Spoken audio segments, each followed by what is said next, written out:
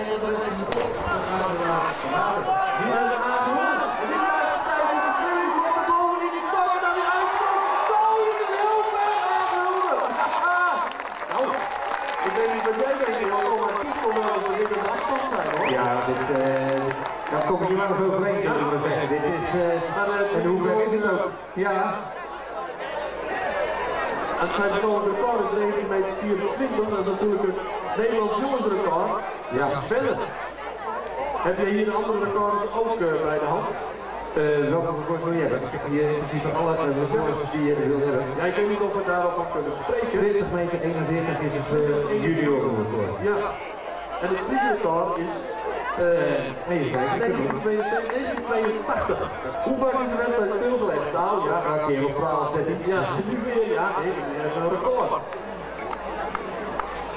Wordt al geapplaudiseerd natuurlijk. Maar we gaan op elkaar. 1994 voor aangewonnen. We hebben een nieuw Fries record bij de junioren hebben we te pakken. Ja. Kijk, de 20 meter, daar was het net overdreven voor ons, hè?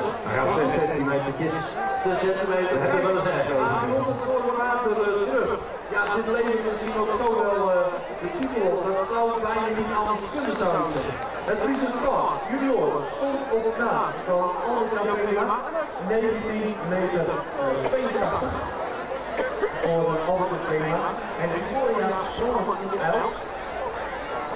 En ja, dat was vorig jaar inderdaad. Het stond altijd op Hannes Doel, 1972.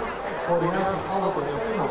Die niet een heel goed seizoen doorgemaakt. Maar die spel functie junioren springen, 19 meter 82. Dat aangevoerd hier ook de geschiedenisrijden hebben ingeschoten door 19 meter.